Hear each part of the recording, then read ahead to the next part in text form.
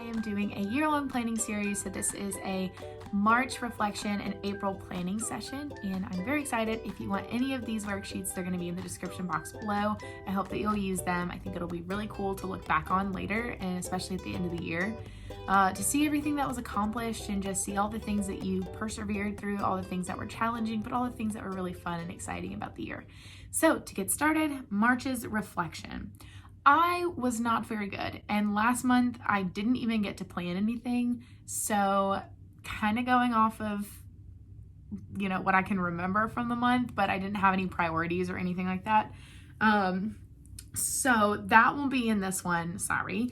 But big moments from March. One of my best friends actually had a baby, which is so exciting. He is perfect. He's beautiful. I'm going to see him today, and I'm about to jump out of my skin because I'm so excited. So his name's Wyatt, and he's just the cutest thing. But if you didn't notice, I got engaged. I haven't put anything on here yet, just because I do want to do like a dedicated video that explains what happened and the day. There was a lot of really funny moments, but also just put together a nice little video for it and put it out there, so that will probably be what's next. The whole day was just incredible, so that was fun. Also, the week after that, we had Derby Day, which is just a big competition between clubs and tribes, which is kind of like our school's fraternity and sororities. And it was really fun to be a part of. I had to stay up really late baking something because that's part of the challenge. But we won the baking challenge, and so that was fun and very exciting. So the staying up until 3 a.m. definitely paid off. Earlier this month, I got to go on a trip and with 3 of my closest friends. And so my friend Nicole, this is her, she's beautiful and I love her.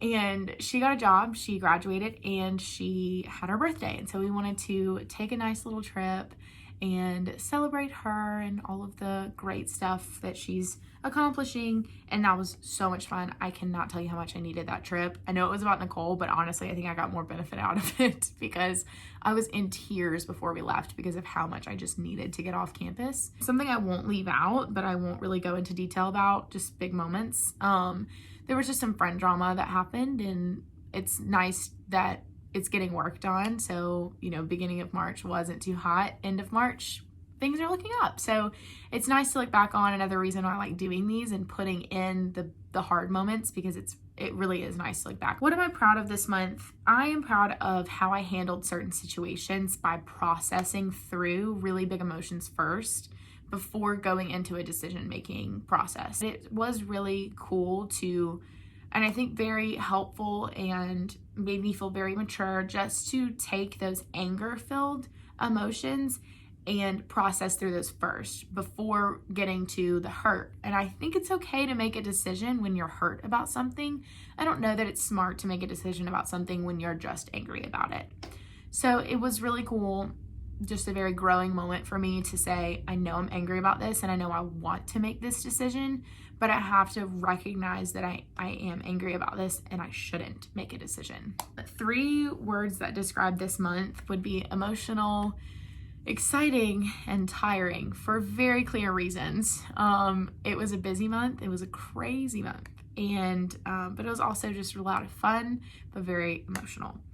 A person, and I say a person, it's really like 4 people that made a difference in my life. One group would be my parents. I am so grateful that I have amazing parents that I can call on like anytime and talk to and rant to, but I also am very glad to have parents that don't let me just leave it there. Like, they will tell me straight.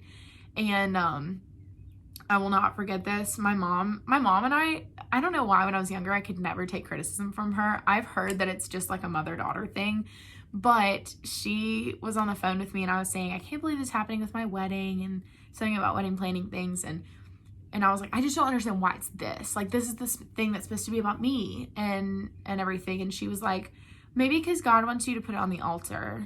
And I was like, rude, but true. So I'm glad that she actually did kind of step out and say, maybe this isn't, completely about you. And that's been a really good mindset just to think through. My dad's always a listening ear. My dad and I talk so much, I think, after the craziness of last year, and, they don't live here anymore. It just really matters to me now that I'm keeping up with them. Not that it didn't before, but when somebody, like my dad was last year, so close to death, it really just punches you in the gut and makes you think, I need to call them more. I need to make time for that. That's important. Zach's parents have also made a huge difference this month. When Zach proposed, they had a whole party set up, and that was so sweet. His mom made all of my favorite foods, and I'll talk more about it in the engagement video, but it was the sweetest thing. There was like cheese dip, there was sauce pecan, there was macarons, which are so hard to make. So that was so sweet. His dad has also been so incredible with all of the wedding planning stuff. He told me, he's like, if somebody gives you problems, you come to me first. And it just so nice. Something I learned this month was about forgiveness. Forgiveness I thought was very passive. You like forgive someone, you move on. And I didn't realize that it's not only active, like an active process that you have to keep doing, but it's also very like hands-on. You have to tell that person you did this, and it's not just about forgiving them. I think another part of that forgiveness process, whenever you're going to go forward and move forward, is saying, now we have to hold each other accountable. It's not just, yeah, I forgive you and you move on. It's like, I forgive you, but I'm also going to hold you accountable because we need this to change. So that's been really weird. I don't know why it's been that weird. Of course, it seems like common knowledge, but it's not something I ever actually acted on. I acted in a very passive way whenever it came to forgiveness, and I want to stop doing that. A moment that brought me happiness. Oh, I don't know. Getting engaged. Something about the person that you love the most getting on one knee and asking you to spend the rest of your life with them is just unreal. Unreal. I swear, I'm so glad that my little brain just took a little picture, because I can even think of it right now. It was incredible. He did amazing, and I cannot wait for that video to tell everybody about it. Fix myself. For April, priorities for April. At the end of April, I will be done with school, basically. And so I want to finish out strong. That being, finals and classes, making good grades. That's dance team and Chenoa and Swerve. And just having fun while I'm in college. I know that this is actually just gonna go away at some point. And that makes me emotional and sad, but also it makes me very appreciative of this time that I've had. I think I'm recognizing not everybody had this opportunity to go to college and live this life. And so I'm really trying to live it up for the past month that I have it. Second priority, I'm finding a job. So with the whole graduating college thing, I have to do stuff. And I'm very excited about it, but also very nervous. So finding a job in the area, just because I am staying in the area, is a challenge. So the other thing that goes along with this is moving. I have to move out technically the beginning of May, but obviously if I move out the beginning of May, I have to pack everything up in April. And with the insanity that April is, that's going to be quite a challenge. So that is a priority for me. I also love to declutter before I move out of somewhere. So I need to go through all of the stuff that I own and make sure that it's something that I use and is going to be useful in my next stage of life, and get rid of anything that isn't. Big events for this month. Buckle up. My sister Megan this is a big wedding month for her, because it is, April, and so it's kind of that 2-month mark before her wedding in June. And so we're going on a bachelorette trip at the end of this month, which is going to be really exciting. And then we're also having a virtual why do I keep saying baby shower? She better not be pregnant, Megan. Having a virtual wedding shower for her, bridal shower. So that's going to be a lot of fun, just to celebrate her. I want to make sure that she feels like she's getting the attention that she deserves for it. So this is going to be so exciting. We also have Swerve performances. So Swerve at Mississippi College is basically this huge dance competition that people can be involved in. I am the captain for my social tribe this year, and so we've been working so hard. They've been doing so well, and I'm really excited to do that. I might post the video on here, might take a video of the performance, put it on here just to have it. But yeah, that's been a lot of hard work so far. Today is Easter, but we are celebrating Easter with my family. We got to celebrate Easter yesterday with Zach's family. And I haven't seen my dad's side of the family in actually a like decently long time for me. So I'm really excited to see them. I miss them so much. Finals for school. So finals are actually falling at the same time as Megan's bachelorette trip. So trying to get a handle on those, and just because everything's falling in the same area, I have to make sure that I'm prepping well. So trying to do that now so that it doesn't bite me later. And then Zach's birthday is the 27th, and my sister Kristen's birthday is the 28th. So celebrating them as well.